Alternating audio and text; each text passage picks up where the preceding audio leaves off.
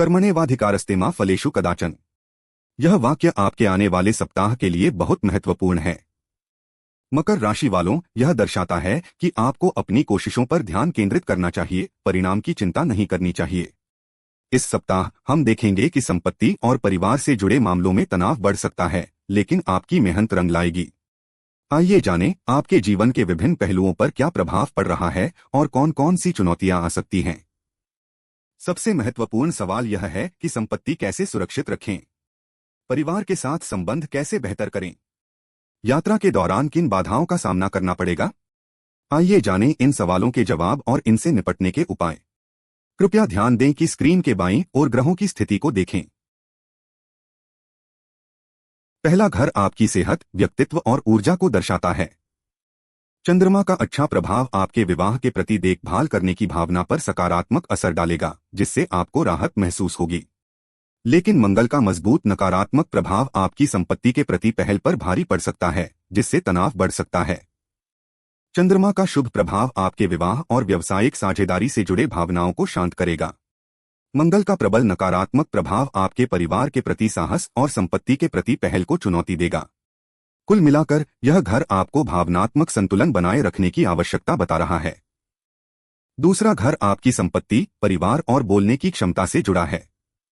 सूर्य का नकारात्मक प्रभाव आपके अधिकार और नेतृत्व को प्रभावित कर रहा है, जिससे धन कमाने में मुश्किल आ सकती है। राहु भी आपकी इच्छाओं पर बुरा असर डाल रहा है, खासकर परिवार के मामलों में। मंगल का प्रभाव आपके साहस और पहल को कमजोर कर सकता है, जो संपत्ति बढ़ाने में बाधा बन सकता है। बोलने में स्पष्टता लाने के लिए आपको अतिरिक्त प्रयास करने पड़ सकते हैं, क्योंकि सूर्य की स्थिति आपके विचारों को व्यक्त करने में कठिनाई पैदा कर सकती है। परिवार के स्वास्थ्य संबंधी मामलों पर ध्यान देना जरूरी होगा। तीसरे घर में शनि का हल्का शुभ प्रभाव आपके दृढ़ संकल्प को प्रभावित करेगा। यात्रा के मामले में आपका प्रयास जारी रहेगा, लेकिन कुछ बाधाएं आ सकती हैं जो आपको धैर्य रखने की सलाह देंगे। छोटे भाई बहनों के साथ संबंध मजबूत होंगे और आप उनकी मदद करने के लिए तैयार रहेंगे। संवाद में भी सुधार होगा, जिससे आप अपनी बात स्पष्ट रूप से कह पाएंगे। कुल मिलाकर यह समय आपके प्रयासों को फलदायी बनाएगा, लेकिन आपको थोड़ा सतर्क रहने की आवश्यकता है। चौथा घर संपत्ति, वाहन और मां से जुड़ा है। चंद्र का शुभ प्रभाव आपके विवाह के प्रति पोषण और भावनाओं को बेहतर बना रहा है। इससे आपकी मां का स्वास्थ्य और मन की स्थिति अच्छी रहेगी। कानूनी मामलों में भी सुधार होगा, जिससे परिवार में शांति बनी रहेगी। वाहन खरीदने या मरम्मत करने की योजना बन सकती है। कुल मिलाकर घर का वातावरण खुशनुमा रहेगा और संपत्ति से जुड़ी कोई अच्छी खबर मिल सकती है। यह समय आपके लिए और आपके परिवार के लिए शुभ संकेत लेकर आएगा। पांचवें घर में आपकी शिक्षा और बच्चों से जुड़ी बातें थोड़ी जटिल दिख रही हैं। शनि का प्रभाव आपको यात्रा करने के लिए प्रेरित करेगा, जिससे पढ़ाई में मदद मिल सकती है, लेकिन सूर्य की वजह से धन के बारे में स्पष्टता कम हो सकती है, जो कि शिक्षा पर असर डालेगा। मंगल का प्रभाव भी धन के प्रति आपके उत्साह को कम कर सकता है।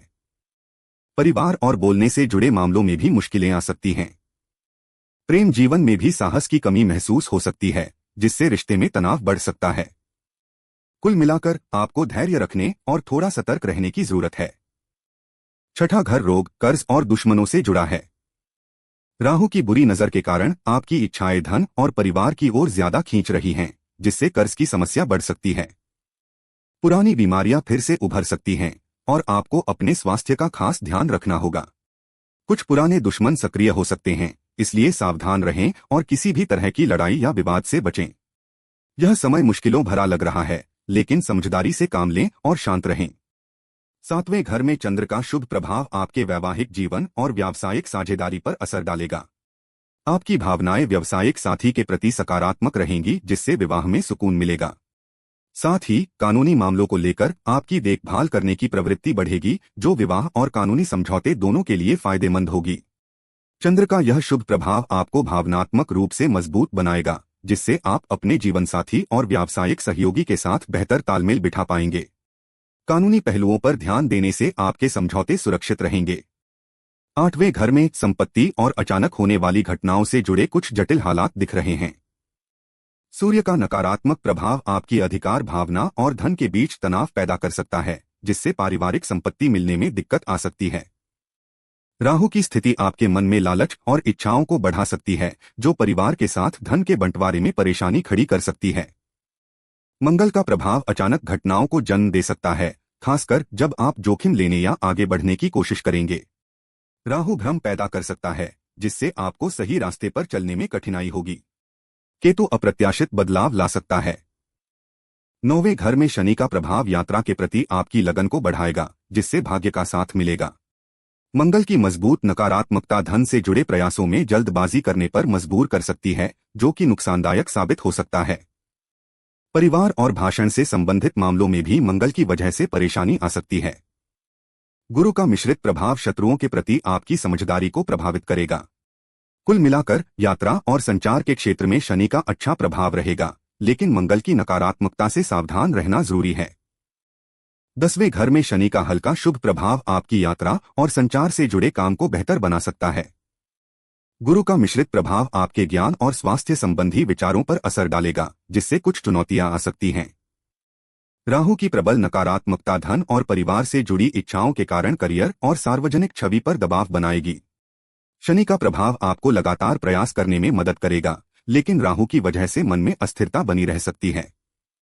कुल मिलाकर आपकी पेशेवर जिंदगी और लोगों की नजर में आपकी जगह कुछ उतार चढ़ाव देखेगी।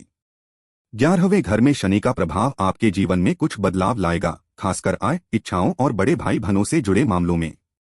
आपकी यात्रा करने की लगन को शनि थोड़ा समर्थन देगा, जिससे आपकी कमाई में सुधार हो सकता है। छोटे भाई बहनों के प्रति आपकी जिम्मेदारी और मेहनत भी आय बढ़ाने में मददगार साबित होगी। संवाद स्थापित करने की आपकी क्षमता भी अच्छी रहेगी, जो कि आपके वित्तीय स्थिति को मजबूत कर सकती है। बड़े भाई बहनों से संबंध थोड़े तनावपूर्ण हो सकते हैं, लेकिन धैर्य रखने से सब ठीक हो जाएगा। 12वें घर में शनि और केतु का प्रभाव आपके खर्चों और एकांत पर दिख रहा है। यात्रा करने की आपकी इच्छा या फिर यात्रा करने में आने वाली रुकावटें, दोनों ही वजहों से खर्चे बढ़ सकते हैं। छोटे भाई बहनों से जुड़े मामलों में भी खर्चा हो सकता है। इसी तरह संवाद करने की कोशिश या उसमें आ रही बाधाओं के कारण भी पैसे खर्च होंगे। एकांत की बात करें तो संपत्ति से जुड़ी कोई बात या अचानक होने वाली घटनाओं को लेकर आपको अकेलापन महसूस हो सकता है। रहस्यमय चीजों और अपने परिवार से दूर जाने का भाव भी बढ़ सकता है। सूर्य का प्रभाव बहुत खराब है, इसलिए आदित्य हृदय स्तोत्र का जाप करें और रविवार को गरीबों को दान दें। मंगल ग्रह भी प्रबल रूप से नकारात्मक हैं, इसलिए हनुमान चालीसा पढ़े और मसूर की दाल दान करें। केतु ग्रह का प्रभाव भी बहुत बुरा है, इसलिए प्रतिदिन ओम नमः शिवाय मंत्र का जप करें और काले वस्त्रों का दान करें।